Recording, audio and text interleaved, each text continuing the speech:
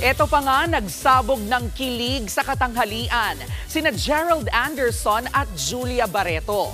Lalo nang magpaalam po si Gerald na bibisita kay Julia sa studio ng Eat Bulaga. Nagbabalik si MJ Marfori. Si Mapango?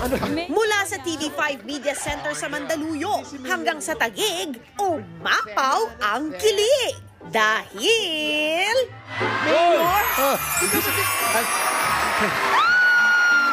Si Gerald Anderson lang naman ang nakisugod bahay, mga kapatid.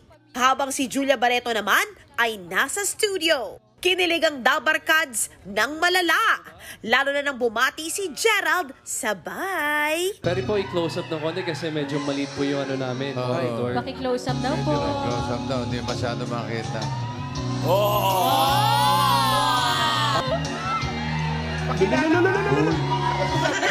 Hala sila oh!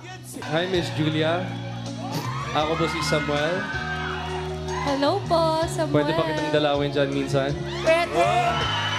Kailangan mo munang magpaalam sa aking mga pamilya dito, sa aking ninong. Ninong, okay lang po ba?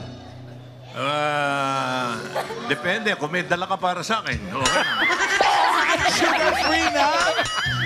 Ang kilig moment na yan na Julia at Gerald. Binuhay ang mga katawang lupa ng sambayanang Dabarkads. Si Gerald Anderson aka Samuel Trinidad, nakisugod bahay mga kapatid para magpaalala sa lahat ng wag basta-bastang masilaw sa mga easy money scheme para hindi mabudol. At si Samuel mismo magsisimula ng maningil ng katotohanan sa Sins of the Father, ang pinakabagong serye na gabi-gabing napapanood sa Todo Max Primetime 5 sa TV5.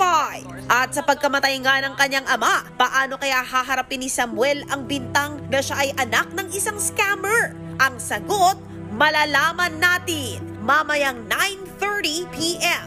Nagbabalita mula sa Frontline. MJ Marfori, News 5. Mga kapatid, ito po ang inyong K-Alaman Queen, Kalad Karen. Always remember na ang K-Alaman ay K-Yamanan. Kaya para sa latest showbiz news at dagdag impormasyon, mag-follow at mag-subscribe sa social media pages ng News 5. Okay?